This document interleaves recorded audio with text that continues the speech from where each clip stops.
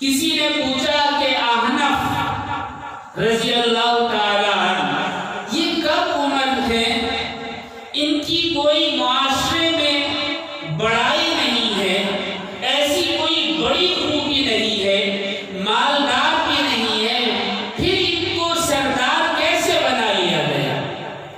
تو کسی نے کہا کہ احنف کے سردار بننے کی وجہ ان کا زبان پر قابو پانا ہے۔ انہوں نے اپنی زبان کو لگام دے لی، اپنی زبان کو کنٹرول کر لیا ہر برائی سے۔ یہی وجہ ہے کہ معاشرے نے، سماج نے انہیں اپنے اوپر سردار مقرر کر لیا۔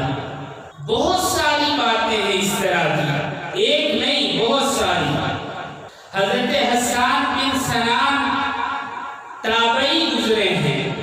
ایک مرتبہ وہ بازار سے گزر رہے تھے کہ دیکھا کہ ایک 2 منزلہ مکان ہے، بڑا خوبصورت ہے، تو رکے اور مالک سے پوچھا یہ دوسری منزل، یہ بالا خانہ آپ نے کب بنایا؟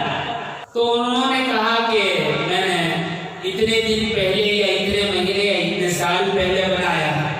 تو حسان بن سنان نے کہا کہ حسان تو دگلا ہو گیا ہے، تو وقت کو ضائع کرنے والا ہو گیا ہے، تجھ پر لعنت کہ تو بیکار بات کرنے لگا ہے، ایسی بات کرنے لگا ہے جو وقت کو ضائع کرتی ہے اور تیری نیکیوں کو کم کرتی ہے، کہ تو اپنی زبان کو خراب کر رہا ہے۔